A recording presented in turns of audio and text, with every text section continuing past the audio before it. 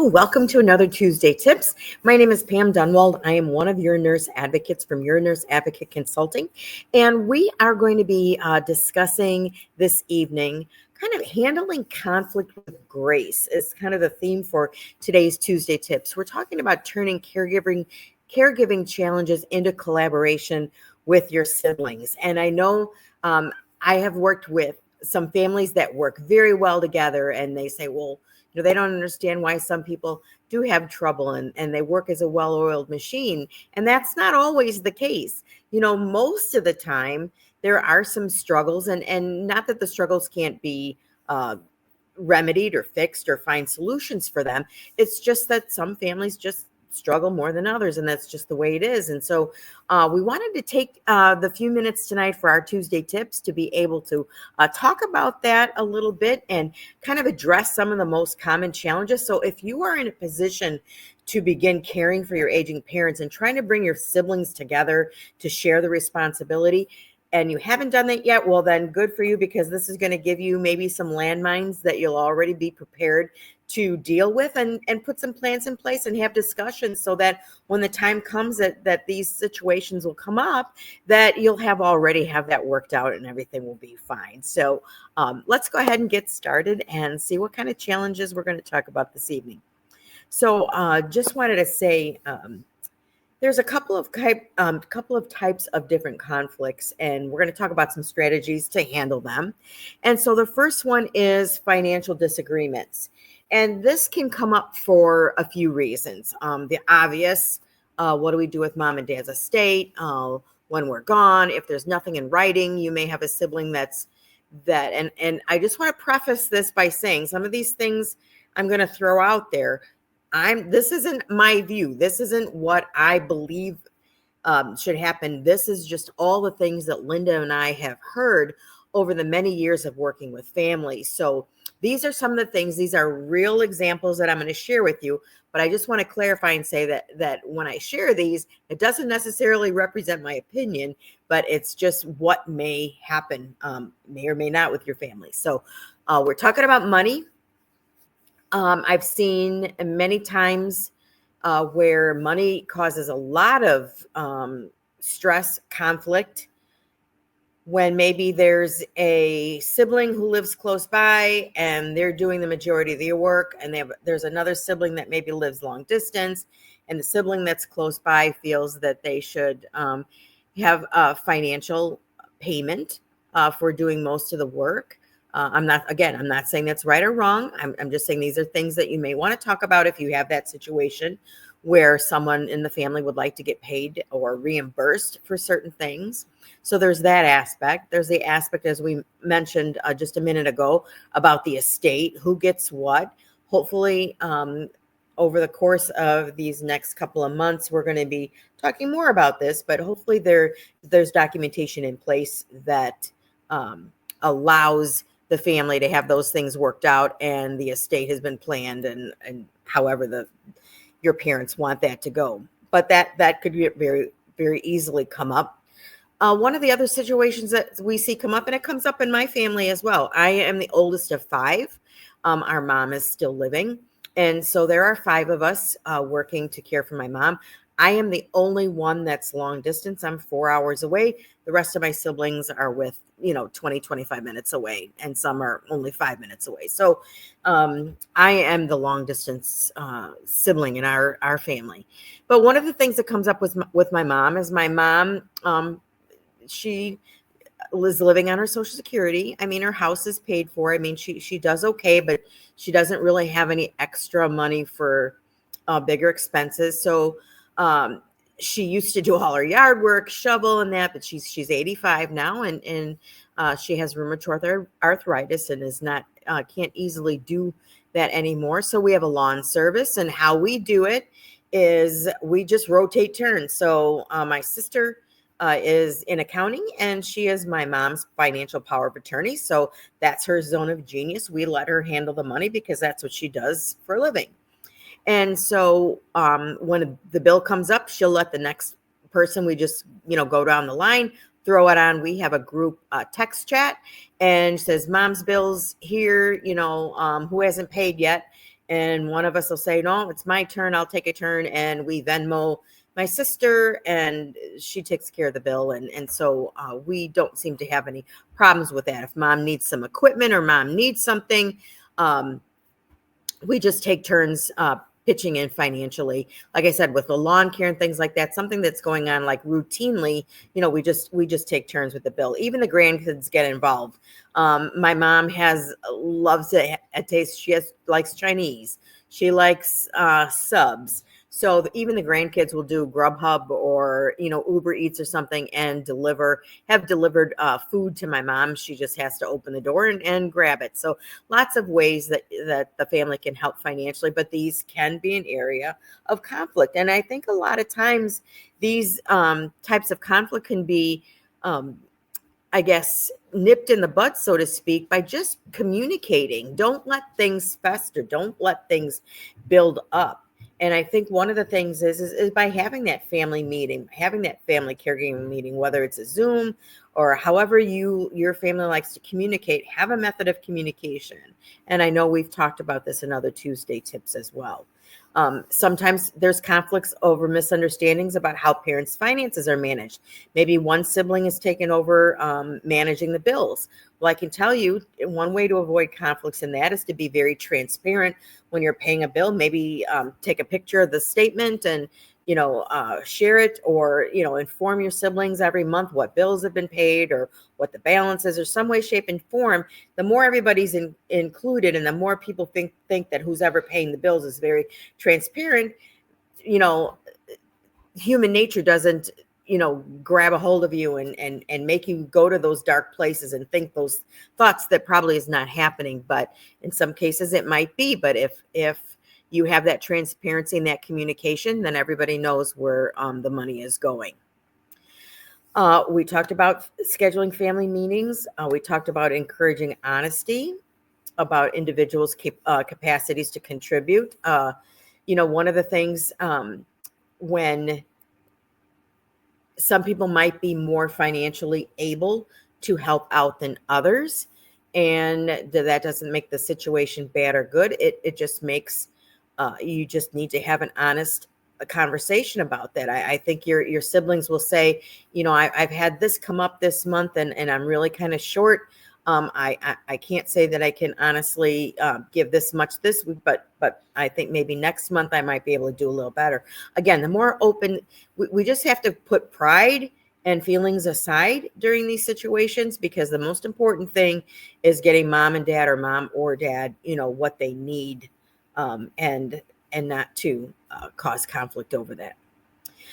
So if you need a financial advice on the finances, then please seek out a financial planner or an elder care attorney, estate planning attorney that can put together a fair plan and have it be equitable for everyone. So if there's conflicts that can't be resolved within the family, don't let them drag out.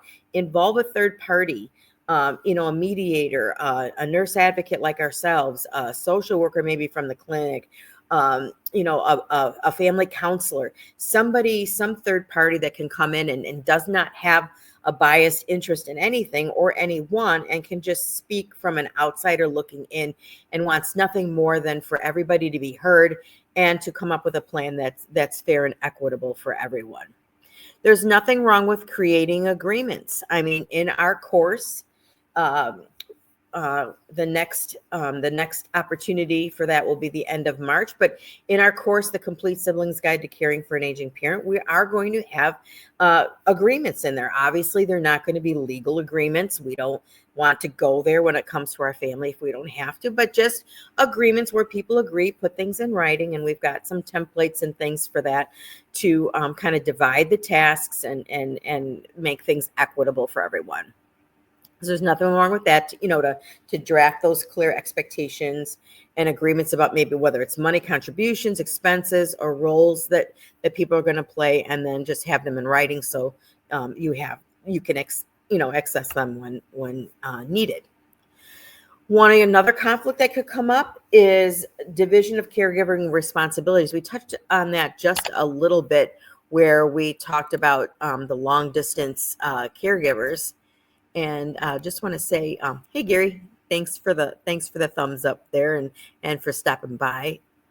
But so that's another thing that can come up is, division of the caregiving responsibilities. Like I said, I'm 4 hours away. I'm the only one that's moved away and is not close to my mom. So my brothers and sisters do a lot of the immediate things that need to be done. Now, when we come down to visit, my mom always has a to-do. We have her do a to-do list for us. My husband is very handy. He can fix anything. And so we'll have a list of things that he can do while he's there. For example, he was able to buy a motorized scooter for very little. It wasn't working, and he was able to fix it up, clean it up, got it working. So we were able to give that to her to use. So there's lots of different ways that families can contribute, even when they don't live close by. So, for example, ordering food, ordering groceries, having groceries delivered, ordering the groceries for pickup, paying bills, making doctor's appointments, arranging for transportation. There's a lot of things. We live in a world where we do a lot of things online. So living long distance doesn't necessarily have to be a barrier to be able to provide assistance for your parents. Now, obviously, the day-to-day hands-on, obviously that's not, but then to at least find a way to contribute, because that goes a long way with your other siblings to show that you are really trying to participate as well. So we talked about one of the ways to address this conflict is to recognize the role that each sibling can play. And we've talked about this a little bit in the past. I'm a nurse. My sister, child number 3, the 3 girls are first. So it's me and then my 2 sisters. My third sibling, or the third of us, is my sister. She's a nurse practitioner. So her and I have a tendency to manage all the medical things. Like I have more of the clinical, working with aging seniors, in the hospital setting. So I usually work with equipment. I help my mom with my manager BiPAP and her supplies, and work with the supply company. And that's something that I can do from long distance. If something's going on with my mom, my sister will pop over and check her out. Like we had an issue where her leg was bothering her. My sister went over the house, checked her out, and then sent out a family text saying it was fine. She was having a little arthritic pain, but there's nothing serious. So, again, just communicating every time, that you're doing something with your aging parent really goes a long way. We talk about zone of geniuses to avoid conflict, knowing what everybody's good at, what people are comfortable doing. You can't expect maybe a son to be comfortable taking their mom to the bathroom and wiping their bottom. Not to say that some sons would not be willing to do that, but is your brother one of those that can do it, or is he cannot? And I don't think my brothers would do that, but they have other roles. My one brother lives 5 minutes away. I can call him up. My mom calls me and something's going on. I can call my brother Mike and say, "Hey, Mike, go over and check on mom." My youngest brother, Court, is in construction. So he and my oldest son, they manage the maintenance and make sure that everything is in working order in the house. So not everybody can do the same things, and not everybody can do what we traditionally call the caregiving. But what can they contribute to take some things off of the plate of those that are maybe doing some actually hands-on care? So, create a list. And in our course, we've got some worksheets that goes through identifying the sibling zone of genius. So we have a lot of those worksheets that's going to be available in our course. And so we just ask you to ask versus assume, encourage them to volunteer and share and have a dialogue about what they're willing to do and what they're not willing to do, because that's what they're not willing to do is just as important as what they're willing to do. So don't assume just because you think you know them, you know what they're going to do. Ask. That goes a long way to show respect. And foster flexibility. Allow for, contributions may change, circumstances may change so keep the conversations going.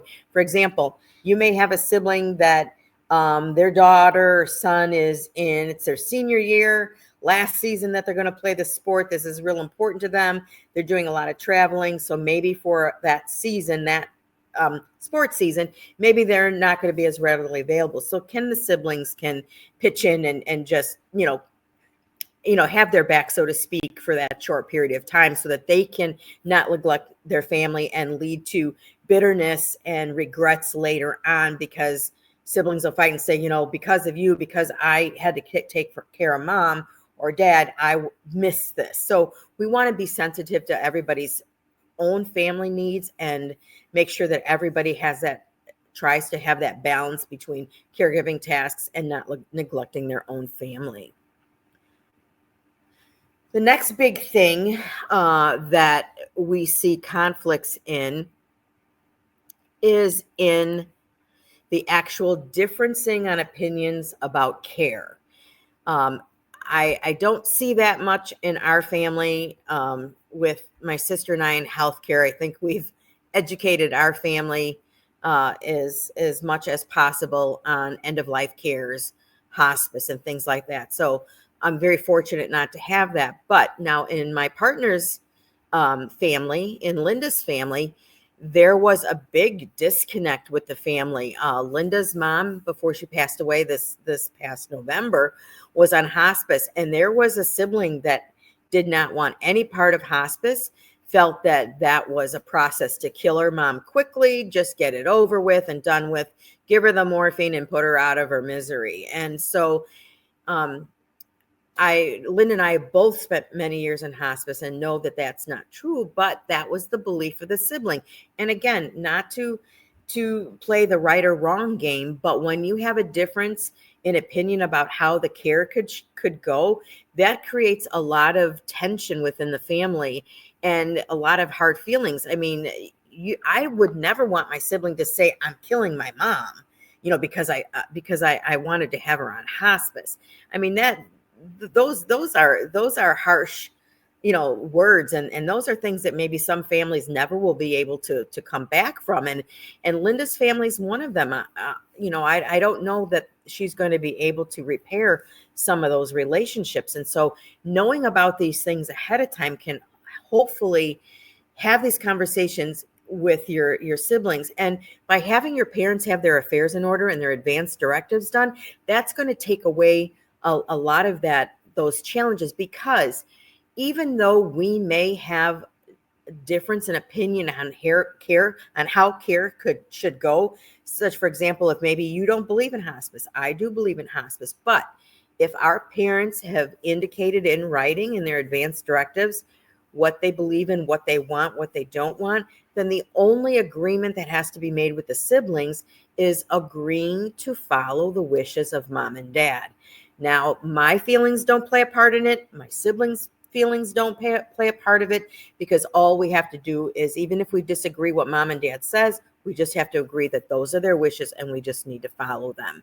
So those are conversations, to have. And the more times you can have these conversations prior to when there's a crisis on board, say if someone has a stroke or someone has a heart attack or someone has some other urgent and serious health challenge, and none of these things have been discussed, that's when we see the biggest problems occur, is because the discussions have not happened yet. And now when emotions are high and frustrations are high and everybody's worried and stressed out, those are really not the times to have those conversations, because I'm telling you, in situations like that, I've seen it over and over again. It brings out the worst in people, and it's just the situation. And unfortunately, it's, again, human nature. So again, having advanced directives and having their affairs in order can take care of a lot of these potential conflicts. If one of the things I suggest too, so if you're getting to end of life cares, or you're looking at palliative care, which you can still get, there's a difference between palliative care and hospice. Palliative care, you can still get treatment, but palliative care is a way of managing your symptoms when you have a chronic health disease that can't be cured. Not to say that you're dying tomorrow, but that you're going to have this for the rest of your life. And that's very different from hospice care. So if any of these cares are looking like they might be of benefit to your family member, have an information session. You don't have to sign up for any of these services, and both of these services will be very glad to come to the home if the palliative care provides in-home service. Some just do like a doctor visit where you have to go to them, but they all would be very happy to meet with as many family members as you'd like to have, so that everybody gets the information from a third party expert and they're not taking the advice of a sibling, because again, we have no credibility with our family. Sometimes we have a little, but they've seen us at our best, they've seen us at our worst, and at the end of the day, we're only the little brother or the big sister. So it's very important to have everybody get the information that you need from a third party. Last thing I want to talk about is just in general emotional tensions and past resentments.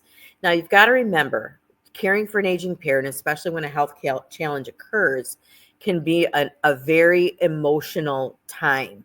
And during this emotional time, uh, you know, things fly. People say things that they don't mean, and old sibling rivalries resurface. This is, this is when your relationships as kids can come to play when it comes to caring for your aging parents. Old sibling rivalries. I mean, to this day, my sister right under me, she's 4 years younger than I am. Every once in a while it comes up on how badly I teased her when she was little. And I feel bad to this day. I mean, I would tease her and just say something, push a button, and it would make her cry. I mean, I feel horrible about it today, but that's what kids do sometimes. And so we talk about that, but she also knows how much I love her. And she sometimes jokes and she says, well, that's the only reason why I still talk to you to this day, is because I know you love me. So, but these things can come up. These things can come up, especially when there's people are expecting to contribute, and someone's going to take charge, and who's going to take charge? Why is this person, why are they the one taking charge? And so a lot of your past relationships can come into play, and so some siblings might have emotional burdens that are heavier or lighter than others, and one sibling handles grief one way, and other people handle it differently. So if you're grieving or having some guilt over something, I mean, some siblings may handle that just being quiet and withdrawn and not wanting to talk about it, where others might get, more fiery. And I'm more one that lets it out with the fire, and then it's over with, it's done. So think about how your siblings handle conflict and handle grief and handle stressful situations, and that's sure to come up with caring for your aging parents. So one thing is no matter what, we don't want to play the I'm right and you're wrong game. That's nobody wins that game in the long run. Validate your siblings' feelings. Pam, I know that you have a tendency to, deal with stress and that by just lashing out and by expressing your emotions. You wear your emotions on your sleeve. I get that. What can we do to help you in this situation with Mom? Because sometimes when you blow up like that, it gets all the rest of us upset, and it doesn't lead to a good resolution. So, validate their feelings. Say you understand that how they handle that, but what can we do to avoid that? And so if someone said that to me, I would really be thinking about, in that stressful situation, okay, Pam, how do I keep it together? How do I keep together for my brothers and sisters, for my mom and dad? So I would be more conscious and more aware of that. So I would want to pay attention to how I was reacting. And I wouldn't feel bad about it, because we had that conversation, not when I was yelling and screaming, but, they were just acknowledging that how I handle things. So a lot of it is all about respect, and don't play the blame game. Avoid that as much as possible. Focus on the now. Okay. Right. We know we have some history, but here we are right here today. Mom and dad, or mom or dad, need us. How do we put those things aside for now, so that we can do what we need to do to help Mom? And parents, I don't care how old you are, parents hate when you fight. They don't like when their kids disagree about things. I mean, they love everybody the same. And so when you're going to your mom, oh, Susie did this and Susie's not pulling her weight, and that only makes them feel bad, and like I said, it puts them in a difficult situation. And what happens is what we've seen in families over and over again. If this kind of activity goes on, what happens is the parents withdraw and they refuse to ask for any help, because they know if they ask for help, it's going to cause this big uproar, this whole big family thing. So they're going to suffer silently and not ask for help because they don't want to cause any problems. So that's just a little tip there. Last but not least, you've got to find a way to manage self-care. And we've talked about this in other Tuesday tips, but it's really important that all of you as siblings, as a sibling unit, you get a break. Do what's, even if it's, whatever your family enjoys to do, go out, do something fun, and just make it a pact. When you go out and do something, caregiving discussions is off the table. We are not talking about that. We're just going out, enjoying each other as siblings, having fun as a family, whether it's game night, going out for a beverage or a cocktail, going to a sporting event, whatever it is. Find ways that you can bond and stay together outside of that caregiving role. And also, there's all kinds of stress management tools out there. We have several videos on our YouTube channel that talk about caregiver burnout, what you can do, techniques, meditation. If you're not into meditation, if you just need to be quiet, read a book, go for a walk outside. Many people find it very peaceful. That's my happy place, sitting out in the tree stand in the woods, where it's peace and quiet. And actually it's very noisy because there's lots of noise going on in the woods with all the animals and the birds and things, but it is extremely peaceful for me. And that really is a place where I really don't have to think about anything. I can just be in peace. So whatever that is for you, you have to make sure that you find a time to be able to practice self-care. So with that being said, those are some of the challenges that come up, when siblings are caring for their aging parents. So hopefully you've gleaned at least a few nuggets, and we will see you back here next week at another Tuesday Tips. Take care and have a great night.